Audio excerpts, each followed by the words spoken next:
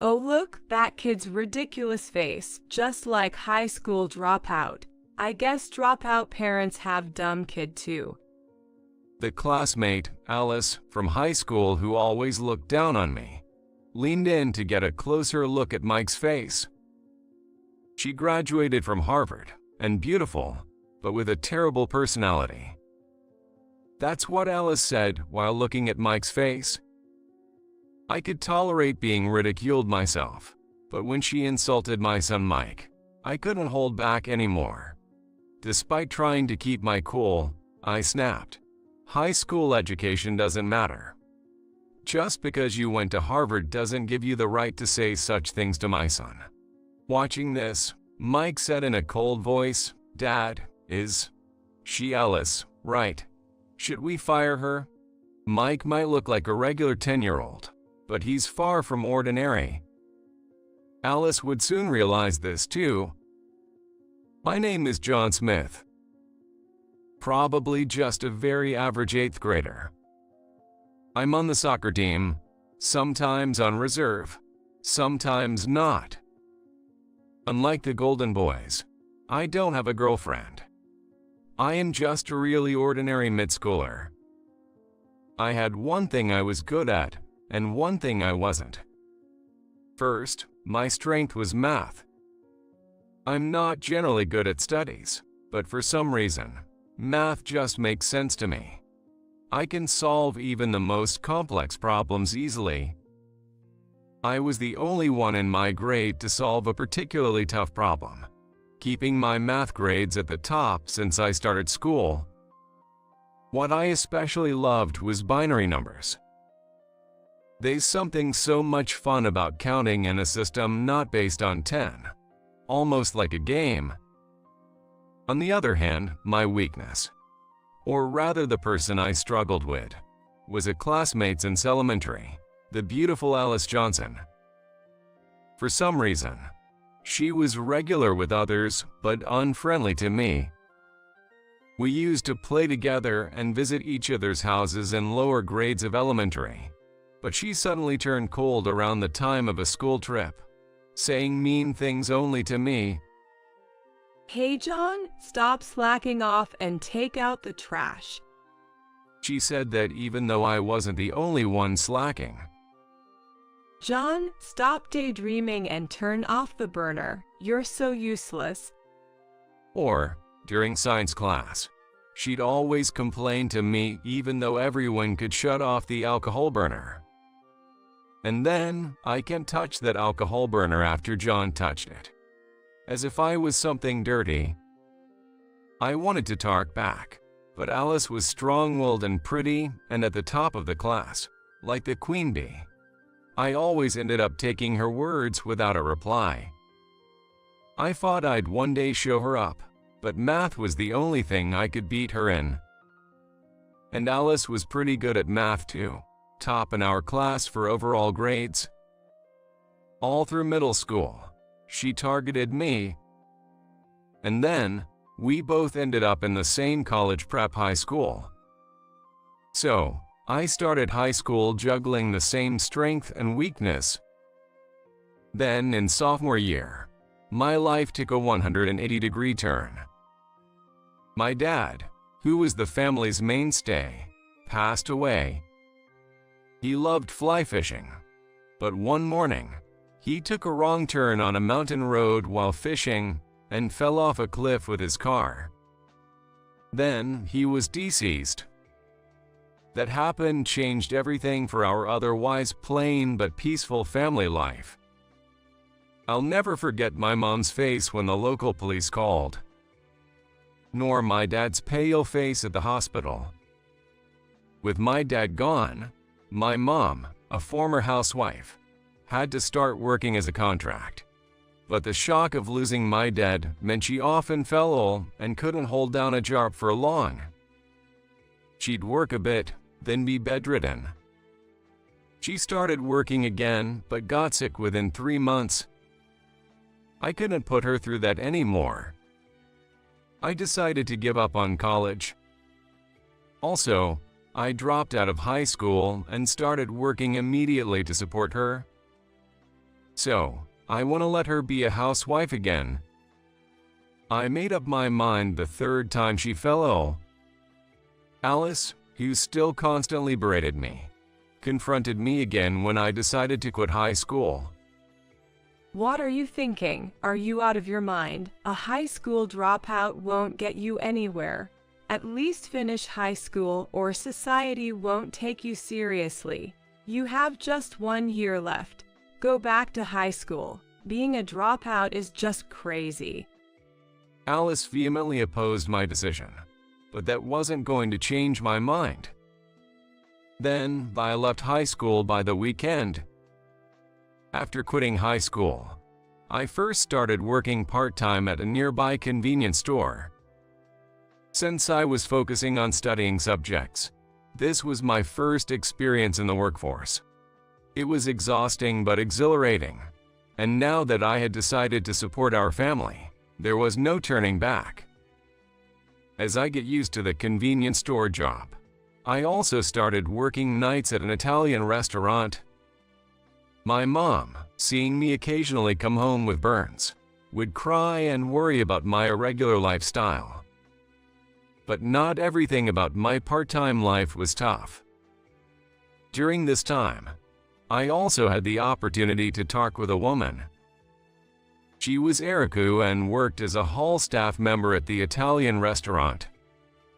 She was attending a well-known local state university to study robotics engineering. Erica and I started chatting in the quieter moments at the restaurant. I found her college lecture stories about robotics fascinating, as they had similarities with mathematics. Gradually, I became interested in robotics engineering and would sometimes join Erica at the university, attending lectures sneakily on my days off from the convenience store.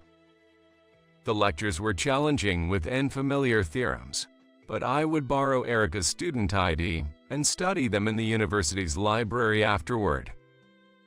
Sometimes I wondered if I would have been attending this university too, if not for my dad's accident. But my days were fulfilling, juggling 2 jobs and feeling the satisfaction of supporting my mom. And most of all, being in love was fun. Erica, 3 years older, was mature and always sparked my curiosity. Yet, when we strolled along the river, her expressions were as adorable as a girl's, making me want to protect her smile forever. Erica naturally continued to graduate school. She was a top student and had many offers from research labs. But she chose to work under a famously difficult professor. As her project often went late into the night, she quit the restaurant job, so we no longer saw each other at work. However, I would go to her apartment every night after my shifts, cherishing the little time we had together. Her apartment was typical for a science student, with minimal furniture and daily necessities, and piles of specialized books everywhere. By then, the books she read were too complex for me, but sometimes, Erica would explain her research in simple terms. It's also an option to work for a few years and then go to college, Erica told me, opening up a path I thought I had closed. Apparently, college isn't just for 18 or 19-year-old high school graduates. Many adults, who worked for a while and then decided to study more, also enroll. But Erica, I didn't even finish high school. When I told her this, she explained about a system called the GED. It seemed that even someone like me, who didn't graduate high school, could take this test, and if passed, be considered to have high school level education, allowing me to apply for college. I had no money for college tuition yet, and supporting my mom and myself was all I could handle. But I found a new dream. It was saving up money and going to college someday. Our dates were usually in Erica's apartment or on the university campus, but they were always fun. The university cafeteria was cheap and good. with plenty of large portion options for hungry college students. Erica loved the cafeteria's special ice cream. Every time I bought her one and brought it to the table, she lit up with joy. As much as I wished I could earn more to treat her to fancy cafe dessert, the way she cherished those cafeteria parfaits made them seem precious and dear to me. Erica often said, to earn more, it's not just about working more hours. There's a limit to how many hours a person can work. Instead, improve your skills to earn more per hour, and you'll see a salary increase even with the same number of work hours. Studying is the way to go, she repeated to me. Tempted to work more shifts whenever I wanted to buy something for Erica, I heeded her advice and focused on improving my skills. I learned to use computer software I couldn't before, and even got a cooking license. Paying for these studies felt like a loss then, but going to cooking school led to praise from the restaurant manager and a raise. Eventually, I was able to give Erica a necklace she wanted for Christmas gift. Thanks to improved computer skills, I got a job as a computer school instructor through a contract. Quitting my convenience store job and teaching locals at the computer school significantly increased my monthly earnings. As my mom's health stabilized and she started working part-time, our financial burden lightened, and we began saving money. With savings accumulating, I started thinking about marrying Erica, and we happily tied the knot in the summer when Erica graduated from her graduate program. Our new life together, with Erica working as a researcher and me continuing my jobs at the computer school and the Italian restaurant, was very happy. We rented a small apartment, cooked dinner for each other, and enjoyed our meals together every night. Just sleeping beside Erica made me feel blissful. While I continued juggling my teaching and restaurant jobs, the manager approached me one day, offering to put me in charge of the kitchen at a new location. I was the only part-timer having experience of cooking school, so it seems that's why my wage got a little bump. John, let's save the extra from your raised salary for when you go to college, Erica suggested, even though I wanted to treat her to all her favorite foods. I'm completely happy with our life as it is. And you definitely should go to college. You love math so much. She insisted on this, not letting me spend the extra money on our dates. I even offered to increase the money I sent to my mom, but she refused, having heard about college from Erica. And that's how my college savings began. One day, Erica shyly revealed something to me. I'm pregnant, she said. We were at the peak of our happiness. Our son, Mike, turned out to be a prodigy, much to our surprise. Both Erica and I were good at math, so we expected him to like math to some extent, but he exceeded all expectations. He quickly learned to count from 1 to 100, and by the time he was in preschool, he was solving quadratic equations. He also loved binary numbers, my favorite, and could instantly convert decimal numbers to binary. While Erica continued working part-time, she would pick up Mike from daycare after her lab work and talk to him about math in a way a child could understand. Mike would listen, eyes shining with excitement. By this time, I had quit the Italian restaurant and became a full-time employee at the computer school. Mike quickly learned the computer skills I taught and breezed through programming materials for elementary students. Hey, what do you think he'll grow up to be? Erica asked one night, stroking the sleeping Mike's hair, then suddenly started crying. Erica, what's wrong? It was a happy topic, but she seemed distressed.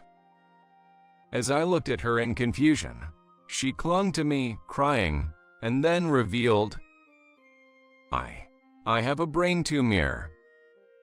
I was stunned. Only about half a year left. I couldn't process Erica's confession and remained silent for a long time. I needed to support her. I knew that, but my mind kept flashing back to my dad's pale face. Now Erica too. The memory of the day my mom answered the phone came flooding back. I was scared, so scared. Tell me it's a lie, that you're just dreaming. I couldn't accept Erica's illness, and for a while, our life continued as before. Erica was undergoing treatment, but since then, she never spoke of her illness again. I thought maybe we could pretend it wasn't happening. But one day, I got a call from her lab. Erica had collapsed. Lying in the hospital bed, conscious but connected to numerous tubes and breathing through an oxygen mask. The reality was undeniable. Please take care of Mike. After hearing that, I finally faced reality. By then, her condition had progressed beyond the point of treatment. In the month before Erica passed away, we repeatedly talked about Mike's future. Erica kept apologizing to me and Mike. It wasn't something to apologize for. The hardest part was for Erica, having to leave Mike and go alone. Mike had extraordinary talent. Erica kept saying, I agreed with her. I vowed to do my best to nurture Mike's exceptional abilities. Erica often took Mike to her lab, and everyone there adored him. Erica asked me to continue taking Mike to her lab even after she was gone. With the help of everyone in the lab, I promised to give him the best education possible. On the dawn of the day when 6-year-old Mike, holding back tears, said, Mom, it's okay. Dad and I will be all right. Erica passed away at the young age of 33. Having lost a cherished family member twice, I couldn't afford to break down. I had to protect my son, Mike. From that day on, our desperate life began, focusing on nurturing Mike's talent. As Mike's 10th birthday approached, we celebrated at a famous local restaurant known for its French cuisine. After enjoying the meal and stepping out of the restaurant, I encountered a familiar figure. Alice? Alice, my old classmate from elementary to high school, was there dining with her boyfriend. Seeing us, she immediately smirked. You, dining at such a fancy restaurant, despite being a high school dropout, that's way out of your league. High school dropout has nothing to do with it. Trying not to provoke Alice, especially in front of Mike, I attempted to leave quickly, but she kept throwing words at us. A dropout can't possibly provide a proper education for their child, right? I was furious, as I had been focusing on Mike's education as per my promise to Erica, but I tried to ignore her and leave with Mike. Oh look, that kid's ridiculous face, just like high school dropout. I guess dropout parents have dumb kid too. Alice continued to taunt. I could tolerate being ridiculed myself, but not when it came to Mike. I couldn't help but raise my voice. Being a high school dropout is irrelevant. Just because you went to Harvard doesn't mean you can say such things to my son.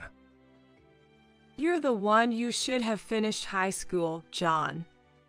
Alice retorted. Watching this, Mike said in a cold voice, Dad, is she Alice, right? Should we fire her? What are you talking about, Mike? Trying to correct him, he said, she works for one of my company's contractors. She might not know me, but I've seen her. They handle our security measures. So, at least for the current project, I can fire her. Right, Alice? Mike, no matter how much we were insulted, there was no need to retaliate. But then again, I had also talked back a bit. I silenced Mike's radical remarks. What? This kid owns a company. He can't fire me. That's just a childish fantasy. Alice, clearly shaken by Mike calling her by name, scoffed and disappeared back into the restaurant with her boyfriend. Mike, you shouldn't say. Should we fire her?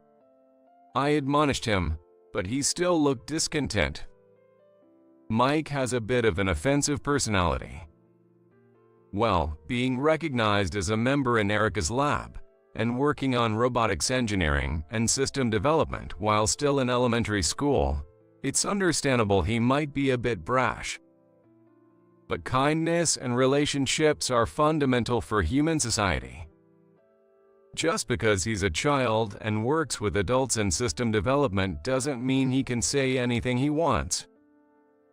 Mike developed a digital photo app that became a hit. The profits led to the formation of a company for developing more apps, nominally with me as the CEO, but in reality, Mike was running most of it. The security part of that album was outsourced, and Alice worked for that company. When I scolded him for being harsh to our contractor, Mike puffed up his cheeks for a while but quieted down when I mentioned his mom might cry, murmuring an apology. A few days after the restaurant incident, the data breach occurred at Alice's company. Fortunately, the leaked part was not directly related to Mike's app, but we got involved in the incident. You did this, didn't you? You're taking revenge for the other day. Alice accused Mike. Mike, of course, was outraged. Determined, he vowed to find the real culprit. Luckily, the breach's exit wasn't too complex. Decoding some ciphers and tracing a few IP addresses seemed feasible. With the help of everyone in the lab, we decoded the ciphers and traced the addresses, leading us to the computer of Alice's boyfriend at the restaurant, Williams. When Alice confronted him, he readily admitted that he had someone else do it. I was jealous of Alice, who seemed to be able to do everything. It frustrated me. Those words triggered a memory in Alice. She remembered being spiteful in the past due to not being able to match her first love in mathematics, and regretting it. She had planned to confess her true feelings and apologize for everything when they graduated high school, but never got the chance because he dropped out, and that too remained unfulfilled. Despite all being her fault, she had harbored a grudge for so long and said terrible things when they met again. Alice came to my house to apologize and told me this. I was shocked to see the proud Alice bowing her head so low in apology. Her confession that she had once had feelings for me was astonishing, and it made me realize once again how uncontrollable emotions can become when entangled. Mike didn't say anything, but he seemed to sense something as Alice sincerely apologized to us and vowed to help Williams reform. Erica, Mike has turned 10 now. Today, we are visiting your grave, as we do every year. Mike's photo app is still selling well. The new features are loved by customers, and the add-ons are selling too. I report to Erica's grave. But I did something bad. Mike spoke up. I was mean to someone who helps me with work, because they were mean to me first. I was the stronger one, but I bullied the weaker. He understood his mistake. As a parent, I was relieved that Mike was reflecting on his actions. I'm going to be kinder to others from now on. Even if they are mean, I won't retaliate. So Mom, don't worry. Erica, Mike has grown so much, both his heart and body. He's growing up well. Then I had one more thing to tell her. Erica, I've decided to go to college next year. I want to study engineering and join Mike and the others in system development work in earnest. If Dad joins the development, it will be really encouraging. Mike said excitedly. So far, I've only been able to manage the company, but I've always wanted to be involved in the development. Like not just bug checking, but really getting into the essence of it. For that, I think going to college is the best way. When I grow up, I'm going to college too. I want to go to the same university as Mom. Mike, you are already visiting a university lab. But it's good to go to college. Not just college. You should go to graduate school too. Yeah, then I can become a researcher like Mom. I'll leave the company to Dad. Mike grinned mischievously.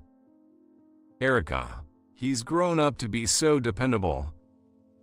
It looks like it will be a long time before I see you, but I'll have a lot of stories to tell when I do. So, wait for me there. I speak to Erica in my heart. John, Mike, Mom is always watching over you. It felt as if Erica's voice rode on the wind. All right, Mike. Let's eat at the university cafeteria today before heading home. Yay. Mike was thrilled. We started walking home, hand in hand, as the sense of spring began to mingle in the air.